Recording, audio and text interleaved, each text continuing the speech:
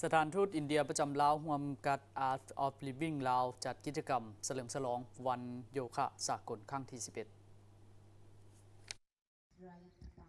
พิธีเฉลิมฉลองวันโยคะสากลได้จัดขึ้นในตอนเช้าที่ 6 มิถุนายน ปี 2025 อยู่แคมป์ของใกล้ตลาดกลางคืนเมืองจันทบุรีนครหลวงจันทร์โดยมีท่านโลหิตบับเบอร์หัวหน้าห้องการสถานทูตอินเดียประจำลาวพร้อมด้วยพ่อแม่ประชาชนชาวอินเดียที่อาศัยอยู่ลาวเข้าร่วมวันโยคะสากลได้ถูกเฉลิมฉลองในทั่วโลกนับตั้งแต่เดือนธันวาคมปี 2014 ตามข้อริเริ่มของประเทศอินเดียซึ่งทางสถานทูตอินเดียประจำลาวก็ได้จัดตั้งวันโยคะสากลเริ่มตั้งแต่ปี 2015 เป็นต้นมาโยคะแม่นของขวัญอันล้ำค่าของประเพณีอินเดียบูฮานโยคะประกอบด้วยความสามัคคีของจิตใจห่างกายความคิดและการกระทำการยับยั้งและความสำเร็จความกลมเกลี่ยวระหว่างมนุษย์ธรรมชาติและแนวทางรวมเพื่อสุขภาพความเป็นอยู่ที่ดีโยคะบ่เพียงแต่เป็นการออกกำลังกาย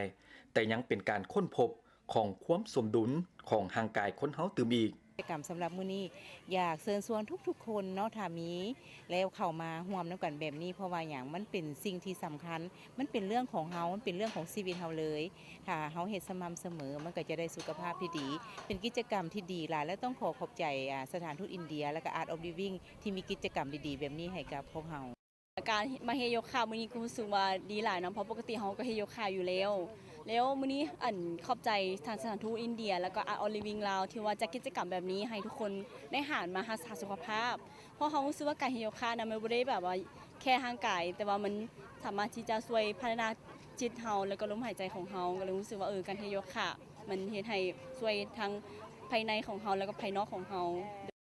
มื้อนี้รู้สึกดีใจหลายเนาะที่ได้มาเข้าร่วมงานโยคะในครั้งนี้ซึ่งการเฮ็ดโยคะมันดีหลายมันบ่แม่นแต่ช่วยยืดกล้ามเนื้อในร่างกายมันยังเฮ็ดให้จิตใจของเราสงบขึ้นและอยากขอบใจทาง Embassy และ Art of Living ที่จัดกิจกรรมแบบนี้เพื่อให้ได้คนได้ตื่นรู้และได้ร่วมเฮ็ดโยคะหลายขึ้นการจัดกิจกรรมโยคะสากลอยู่สาธารณรัฐประชาธิปไตยประชาชนลาวแม้นได้รับการสนับสนุนจากสถานทูตอินเดียซึ่งจะได้จัดขึ้นในวันที่ 21 มิถุนายน ปี 2025 อยู่อาเซียนพาเลทข้างอาเซียนมอลล์นครหลวงจันทร์เริ่มแต่เวลา 8:50 น.เฉพาะอยู่ต่างแขวงแม้นจะได้จัดขึ้นที่เมืองวังเวียงแขวงเวียงจันทน์หลวงพระบางจำปาสัก